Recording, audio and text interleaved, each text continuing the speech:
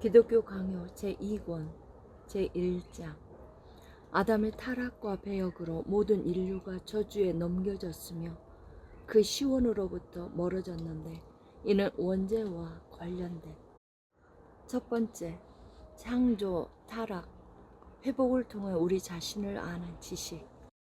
옛 격언은 항상 사람에게 자기 자신을 아는 지식이 필요함을 아주 강력하게 권고하였던 바, 이는 충분한 이유가 있다. 인생에 대한 모든 이치를 각각 다 알지 못하는 것이 부끄럽게 여겨질진데, 우리 자신에 대한 무지는 그 무엇보다 더 한층 욕되다고 볼 것이니, 이는 우리가 필히 행하여야 할 일에 대한 어떤 방도를 꾀할 때에 비참하게도 언제나 그 무지가 우리 자신을 현혹시키고 심지어 눈멀게 할 것이기 때문이다. 실로 이 교훈이 더없이 유익하므로 무엇보다 우리는 그것을 사용함에 있어서 그 자체의 본말을 전도시키지 않도록 신중을 다하여야 할 것이다. 우리가 보듯이 그러한 일이 어떤 철학자들에게 일어났다.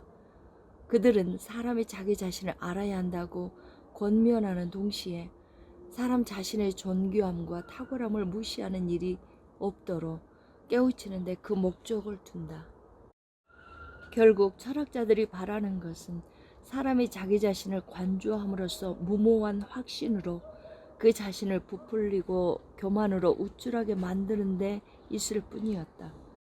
그러나 우리 자신을 아는 지식은 다음과 같으니, 첫째, 창조 가운데 우리에게 부여된 것이 무엇이며 하나님이 얼마나 후하게 우리를 향하여 자기의 은총을 계속해서 베풀고 계시는지를 헤아림으로써 만약 우리가 순전하게 머물러 있었더라면 우리의 본성의 탁월함이 얼마나 대단했을 것인지를 알고, 그럼에도 불구하고 우리에게는 우리 자신에게 고유한 것이 아무것도 내재해 있지 않다는 사실과 하나님이 우리 속에 부여해 주신 모든 것을 간절히 지켜가야 한다는 사실을 생각하게 함으로써 항상 우리가 하나님 자신을 의지하는 것이다.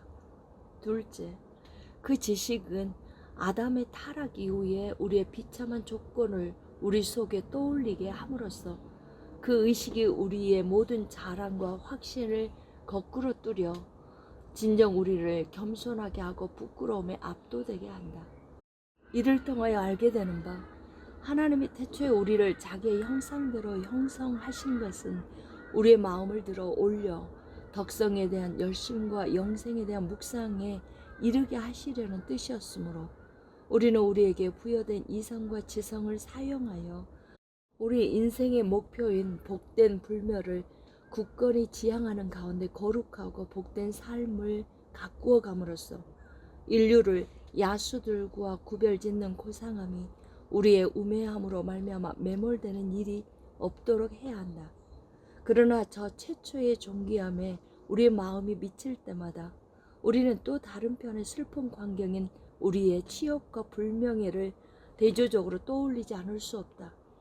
왜냐하면 우리는 첫사람의 인물 안에서 몰락해서 우리의 근본으로부터 떨어지고 말았기 때문이다. 그런데 이로부터 우리에게는 우리 자신에 대한 미움과 혐오와 함께 참된 겸손이 일어날 뿐만 아니라 하나님을 찾고자 하는 새로운 열심이 불붙게 되는데, 그 열심 때문에 우리 각자는 우리에게 전적으로 무익하고 헛되다고 여겨졌던 선한 것들을 회복하게 될 것이다. 두 번째, 선천적 교만으로 인해 끝내 무지에 빠지고만 인류. 참으로 여기에 우리가 우리 자신을 성찰하기 위하여 요구되는 것이 무엇인지를 알려주는 하나님의 진리가 있다. 그것은 우리 스스로의 능력을 믿는 모든 자부심을 송두리째 우리에게로부터 걷어갈 뿐만 아니라 모든 자랑거리를 박탈당한 우리로 하여금 복종하도록 이끄는 지식이다. 지혜로움과 행함의 참 목표에 이루고자 한다면 우리는 이 기후를 마땅히 지켜야 한다.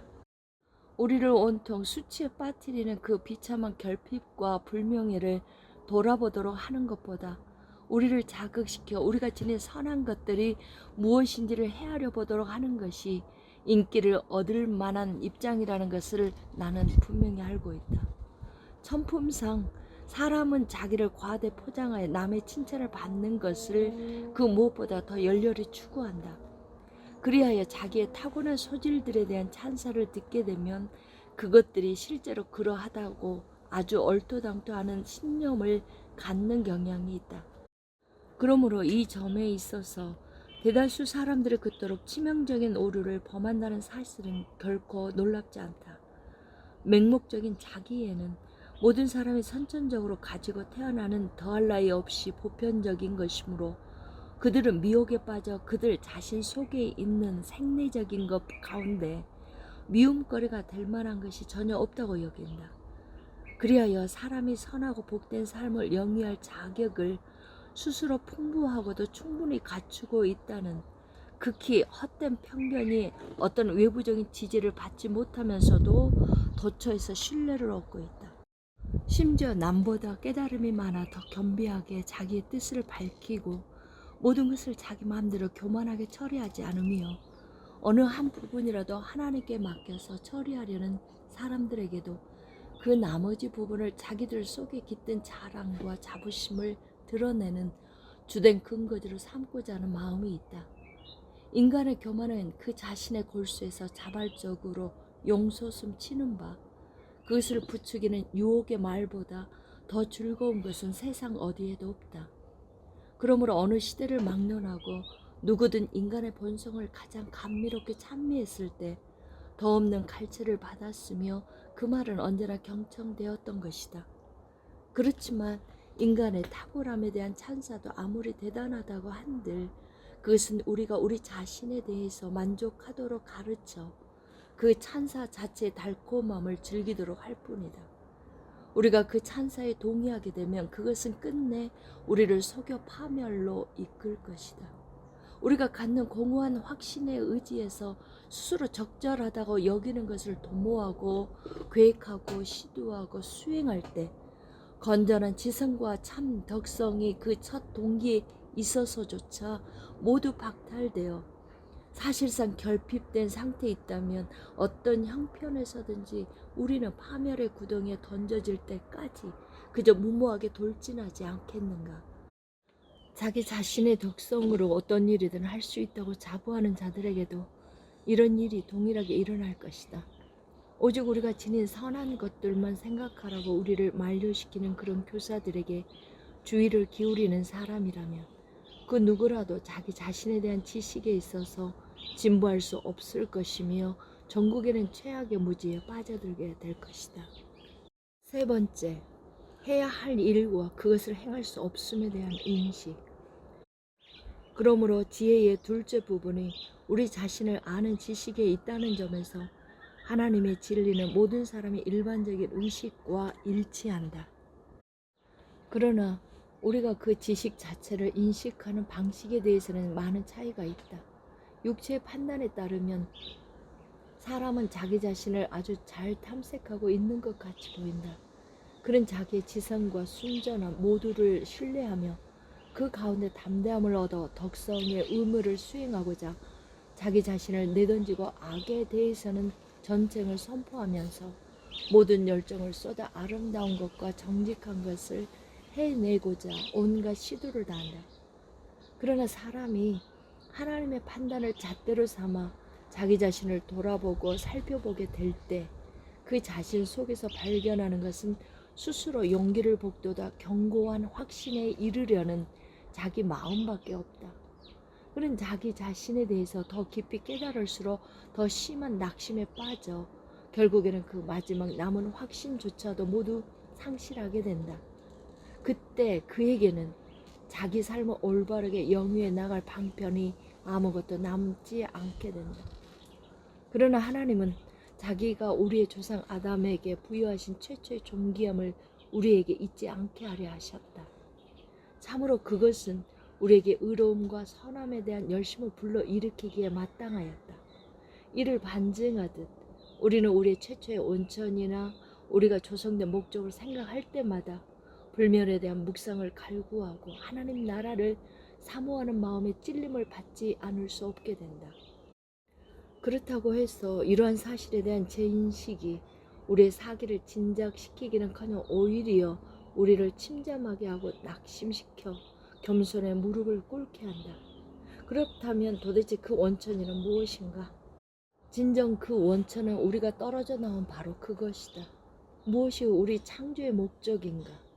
그 목적은 우리가 아주 멀리 떠나 우리의 비참한 처지 아파하고 신음하며 그 가운데 한숨을 내뱉으며 최초의 존귀함을 헤아리게 되는 바로 그것이다.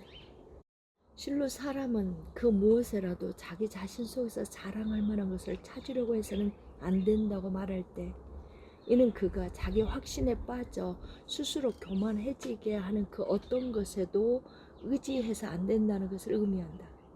이러므로 사람이 자기 자신에 대하여 가져야 할 지식을 다음과 같이 나눠보도록 하자. 첫째, 사람은 자기가 창조된 목적과 자기에게 부여된 결코 범상치 않은 은사들에 대해서 깊이 숙고해야 한다. 그는 이 지식으로서 경성되어 하나님에 대한 예배와 미래의 삶에 대한 묵상에 이르게 된다. 둘째, 사람은 자기 재능들에 대해서 아니 그 재능들의 결핍에 대해서 분명히 헤아려 보아야 한다. 그 결핍을 인식될 때에 그는 이른바 무에 이르도록 오그라들어 극도의 혼란 가운데 무릎을 꿇을 것이다. 첫 번째 지식은 사람으로 하여금 자기 직분이 무엇인지를 깨닫게 할 것이다. 두 번째 지식은 그것을 수행할 능력이 무엇인지를 깨닫게 할 것이다. 이 두 지식에 대한 일련의 가르침이 요구되는 바 앞으로 이를 각각 논하게 될 것이다. 네 번째, 아담의 불충에 따른 불순종의 죄.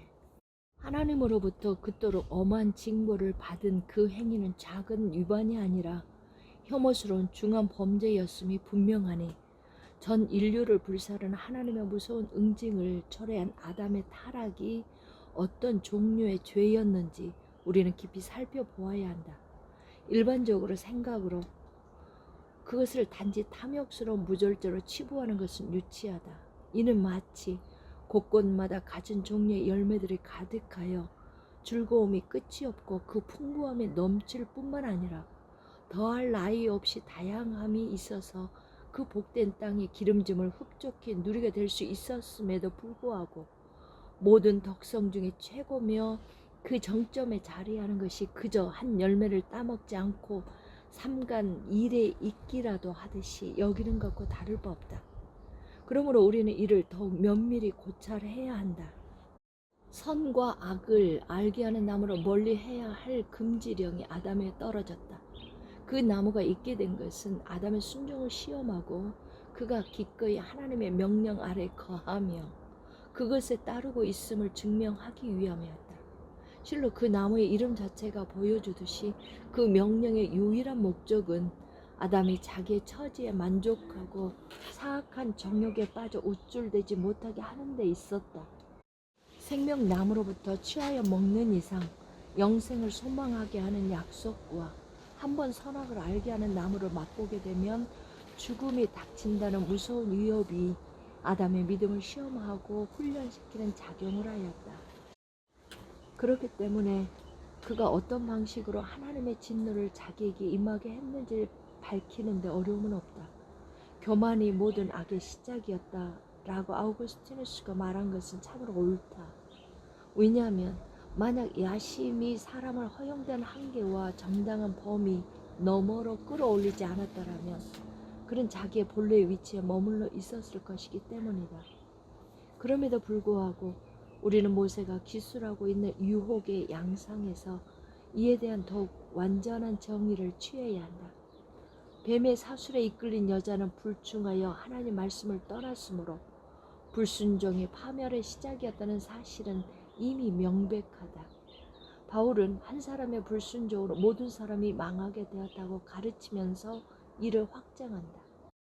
그렇지만 우리가 이와 동시에 주목해야 할 것은 최초의 사람이 하나님의 통치권을 거역한 것은 사탄의 꾀임에 사로잡혀서일 뿐만 아니라 진리를 멸시하고 거짓으로 치우쳤기 때문이라는 사실이다.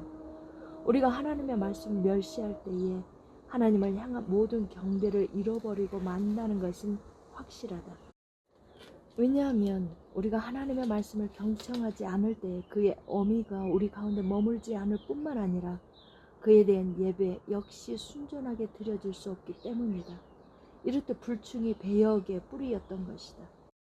아담은 자기에게 과분하게 베풀어진 하나님의 그 큰 후하심을 수치스럽게 내차버리고 부여된 것 이상을 추구함으로써 배은망덕에 연이어 야심과 교만을 자기 속에 불러일으켰다.